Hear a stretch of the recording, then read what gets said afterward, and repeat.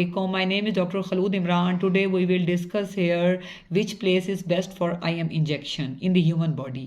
आज हम यहाँ पे बात करेंगे कि गोश्त का टीका जिस्म के किस हिस्से पे लगवाना चाहिए और वो सेफ होता है। याद रखें दो ही जगह हैं जहाँ पे IM इंजेक्शन लग सकता है, एक बाजू है और एक बटक का एरिया है।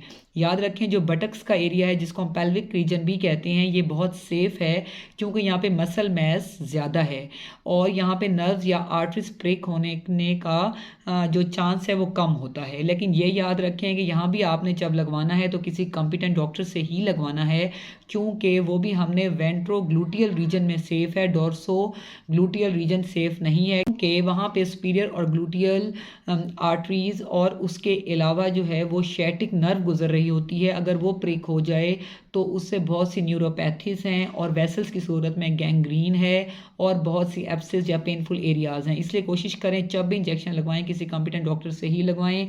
आजकल जैसे कि हमारे माशरे में बहुत ज़्यादा क्वैक्स या नॉन कॉम्पिटेंट लोग भी इंजेक्शन लगवा रहे हैं तो उनसे मत लगवाएं और बाजू पे कोशिश करें कि ना लगवाएं। अगर मजबूरी ना हो, जैसा कि कोई मेल है उसने फ़ीमेल को लगाना है या फ़ीमेल ने मेल को लगाना है, तो उस सूरत में जो है वो आप बाजू पे लगवा सकते हैं, लेकिन वो भी आपने कॉम्पिटेंट डॉक्टर से लगाना है ताकि वो आपका 2 to 3 सेंटीमीटर नीचे लगाएं बोन्स नीचे, ताकि जो है वो रेडियल नर्व और जो यहाँ पे जो वेसल्स गुजर रही हैं वो सेफ रहें, ताकि बाजू गैंग्रीनस ना हो, कोई एब्सेस कोई पेनफुल जो है यहाँ पे लोकेशन पे प्रिक ना हो जाए और बाजू जो है वो महफूज रहे।